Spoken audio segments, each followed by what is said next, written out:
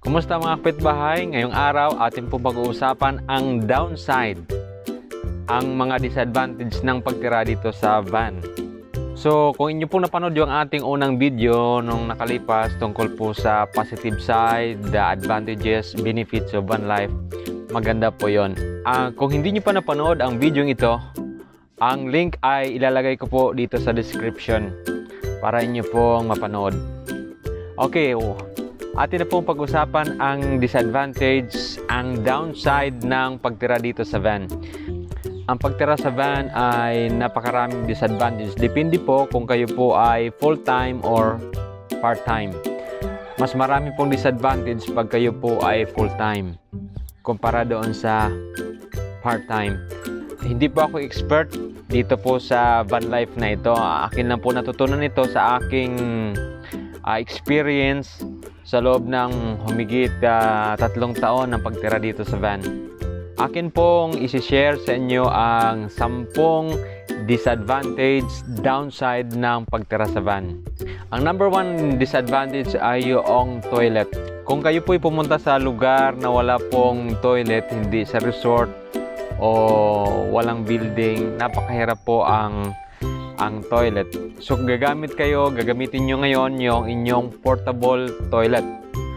So sa inyong paggamit, komportable kayo, pero dapat 1 to 2 days lang i-dump mo na yon, ibubuhos mo na doon sa inodoro din na mapuntahan ninyo para linisin. Wala pong problema doon sa pag-toilet, wala pong problema doon sa gamot. Ang problema doon yung maglilinis ka na.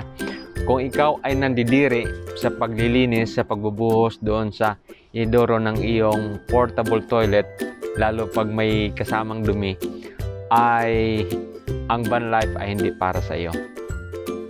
Pero ma-practice lang din yan. Sa una lang yung mahirap, katagalan ay kaya lang din. Pag hindi ka naman magdudumi, itong ganitong style ng urinal na ito ay pwede na para sa iyo. Para ito sa lalaki at sa babae. Pwede nyo pong mabili ang kuha na ito sa online. Atin pong ilalagay ang link, o mabibili nyo yan minsan sa mga medical supplier. Mura lang po yan, 100 plus lang. Ang next sa pinaka big deal ng pagtira dito yung paglalaba. Once na mag full time ka tumira sa van ay napakahirap. Okay lang kung weekend, 3 days, 4 days kang magbiyahe kasama ang iyong van, pero kung umabot ka na ng 1 linggo, 2 linggo, mahirap na po. Bakit? Kailangan ka na maglalaba, magdadala ka na ng balde, magdadala ka na ng planggana kung maaari. Dapat may sampayan ng iyong van or something na mayroon kang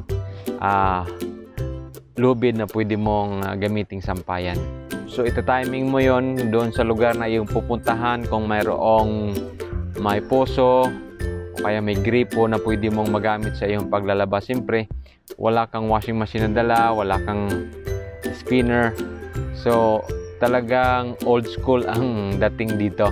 Kung hindi po kayo marunong mag hand wash ng iyong sariling damit, ay baka ang van life ay hindi para sa iyo.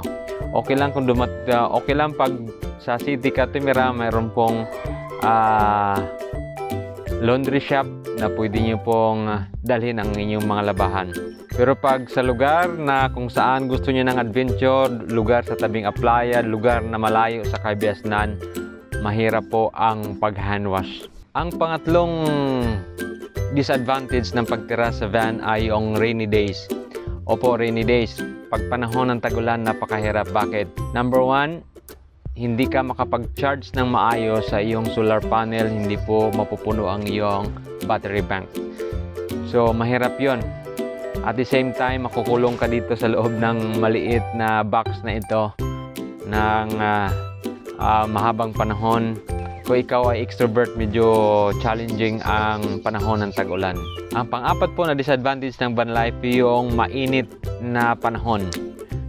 Problema ang tag-ulan, problema din po ang tag-init, sapagkat dito sa van parang oven ito. Pag pag panahon ng tag-init. Gusto nating mainitan ang ating van kasi may solar panel doon sa taas na para makacharge tayo ng kuryente. Pero may paraan po para mapalamig ang ating van. Panoorin nyo lang po ang video ito kung hindi nyo pa napanood. Ang link ay nasa description ng itong video ito. Ang panglimang disadvantage ng pagtira sa van ay yung kulang ka sa kagamitan or hindi ka marunong mag-repair ng ating sasakyan o itong van. Kadalasan po mayroong problema sa mga fuses, mga wirings, mayroong leak ng tubig, may mga problema, mga minors lang. Pero kung wala, pag hindi nyo po alam ang mga basic repair o wala kayong dalang repair kit, ay mahirap po ang pagtira dito sa van. So, kailangan mayroon kang gamit, kahit yung basic lang na mga gamit na pang-repair. Kung wala yan, huwag po kayong magtiran sa van ng full-time. Part-time, okay lang. Marami pong nagtitext, marami pong nagko-comment sa akin kung kumusta po ang security issue pag tumira tayo sa loob ng van. Opo, ang isa sa mga big deal ng pagtira sa van ay yung security. Yan po ang disadvantage. Kung kayo po ay matakotin na tao, hindi sanay na mag-isa, wag na po kayong tumira sa van. Yan. Kailangan kung titira kayo, may kasama kayo. Sapagkat maaring sa gabi mayroon pong may kaluskos, mayroon pong mga hindi ka nais-nais na pangyayari sa gabi. Maraming beses na po akong nakaranas niyan. Kung kayo po ay matakotin na tao, ay wag na po kayong tumira muna sa van. Okay? Hanggat wala kayong kasama. Kadalasan na experience ko pag sa gabi mayroon pong gumagapang doon sa ilalim ng van. Maaring pusa, maaring aso, at kung ano-ano pang hayop. Ang pinaka-worst dito sa Palawan pag mayroong pantot, yung skunk, yung Palawan badger na dadalaw sa iyo at mangutot doon sa ilalim ng iyong van, ay talagang yan ang isa sa mga worst sa kaarawan ng iyong van life. So nakaranas na rin po tayo niyan at maaaring yan ang disadvantage, pero kasama yan sa ating adventure. Pero kung naka-adjust na rin po kayo sa pagtira sa van, ay medyo makakatagal na kayo. Akala ko nga hindi ako makakatagal dito sa van, pero umabot na tayo sa 3 years o mahigit na tayong 3 taon dito sa van. So pag ang ginagawa ko lang po para hindi ako matatakot sa pagtira sa van ay nagbabasa ako ng salita ng Panginoon at yung nanalangin tayo for God's protection. Isa sa mga paborito kong talata pag pinag-usapan po ang protection ng Panginoon na related po sa ating van life ay yung Psalm 23, ang Psalm of David. Ganito po ang sabi sa New International Version: "The Lord is my shepherd, I shall not be in want. He makes me lie down in green pastures. He leads me beside quiet waters. He restores my soul. He guides me in the path of righteousness for His name's sake. Even though I walk through the valley of the shadow of death, I will fear no evil, for You are with me. Your rod and Your staff, they comfort me. You prepare a table before me in the presence of my enemies. You anoint my head with oil, my cup overflows. Surely goodness and love will follow me all the days of my life, and I will dwell in the house of the Lord forever." So nagustuhan ko ang talatang ito sapagkat yung protection ng Panginoon ay nasa atin, at yung pangako na I will fear no evil, for You are with me. Ito yung pinanghawakan nating talata mula sa banal na kasulatan. At the same time, maliban dun sa pananalangin natin ginagawa, ay maging kuan din tayo. Maging mapagmasid. Tingnan din natin ang ating paligid, yung ating hinintoang lugar, kung safe ba o hindi. Kung hindi po safe, ay huwag na po kayong mag-overnight dun sa lugar na yon. So ang ginagawa ko para ma-minimize yung risk, dapat may kilala ako dun sa lugar. Pang-pitong disadvantage ng pagtira sa van ay dito sa van limited ang mga supply. Sa pagtira sa van, hindi lamang po pera ang binabudget dito, maging yung water supply, ang power supply ay talagang naka-budget. Pag hindi po kayo sanay sa budgeting, ay wag na po kayo munang tumira dito sa van. Maliban lang kung malaki ang iyong tangke at sandali lang kayong titira sa van or few days lang, pwede yon. Pero pag umabot na kayo ng 1 week, 2 weeks ay big deal na po yung supply pag wala kayo doon sa source ng tubig.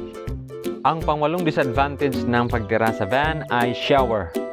Lalo na ang pag-shower sa labas ng sasakyan.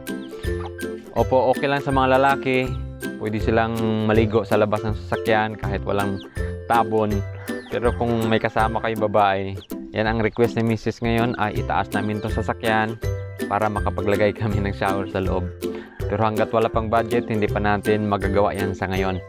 Kung hindi nyo po kayang maligo sa labas ng sasakyan gamit lang ang tabon ng shower curtain, ay wag muna kayong tumira sa van.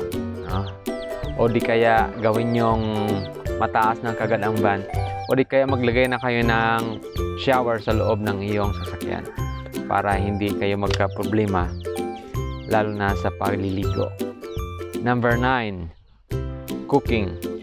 Kung hindi po kayo marunong magluto ng sarili niyong pagkain, wag na muna po kayong tumira sa van. Bakit magkakasakit tayo?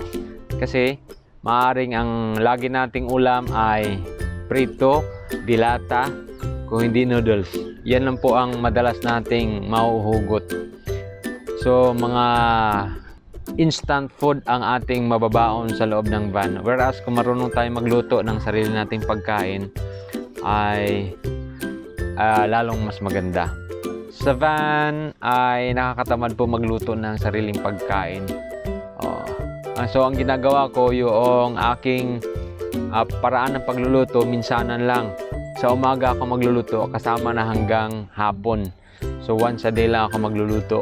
Yun po ang madalas kong ginagawa. Pero natutunan ko ang pagluluto ng sarili kong pagkain.